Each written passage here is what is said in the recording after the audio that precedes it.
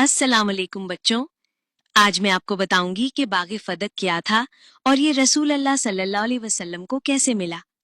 बच्चों, आज से तकरीबन 1400 साल पहले जब इमाम अली अलैहिस्सलाम ने मरहब को मारकर खैबर फतह किया तो यहूदियों को बहुत बड़ी शिकस्त हुई। उसके बाद कुछ यहूदी कबीले डर के मारे नबी पाक सल्लल्लाहु अलैहि वसल्लम के पास आए और कहा, या रसूल अल्लाह, आप हमसे जंग ना करें, हम अपनी फदक की आधी जमीन आपको दे देते हैं। नबी पाक सल्लल्लाहु अलैहि वसल्लम ने ये पेशकश कबूल कर ली। यूं खैबर के करीब जो जमीन और बागात यहूदियों के थे, उनकी आधी जमीन रसूल अल्लाह सल्लल्लाहु अलैहि वसल्लम को मिल गई।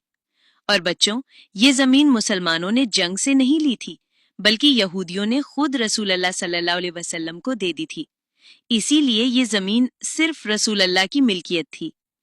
रसूल अल्लाह सल्लल्लाहु अलैहि वसल्लम ने अपनी जिंदगी में ये जमीन अपनी बेटी बीबी फातिमा जहरा सलामुल्लाह अलैहा को तोहफे में दे दी।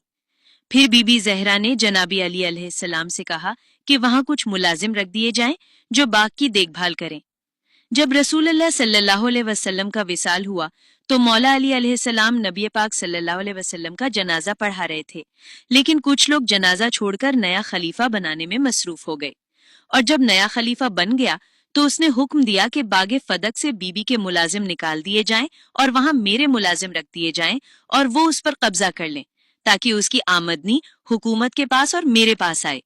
जनाब फातिमा सलामुल्लाह और मौला अली अलैहिस्सलाम को इससे महरूम कर दिया जाए। जब बीबी फातिमा सलामुल्लाह अलैहा को ये खबर मिली तो आपने पैगाम भेजा कि मेरे मुलाजिमों को क्यों हटाया गया, ये तो मेरा बाग है। जवाब दिया गया, अब ये जमीन आपकी नहीं। हज़रत मोहम्मद सल्लल्लाहु अलैहि वसल्लम ने फरमाया था कि हम नबियों की कोई विरासत नहीं होती, हम जो भी छोड़कर जाते हैं वो सदका है।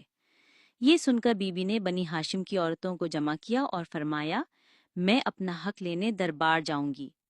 फिर बीबी ने चादर ओढ़ी, इमाम हसन और इमाम हुसैन अलैहिस्सलाम को साथ लिया और बाबा की तहरीर उठाकर दरबार में चली गईं। दरबार में बीबी 4 घंटे तक दरबार में खड़ी रहीं। लोग कुर्सियों पर बैठे रहे। जब बीबी ने अपना हक मांगा तो उनसे गवाह तलब किए गए।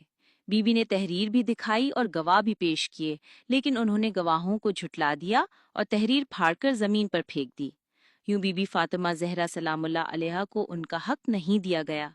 रिवायत में आता है कि जब बीबी दरबार में गईं तो उनके बाल स्याह थे और जब खाली वापस आईं तो बाल सफेद हो चुके थे।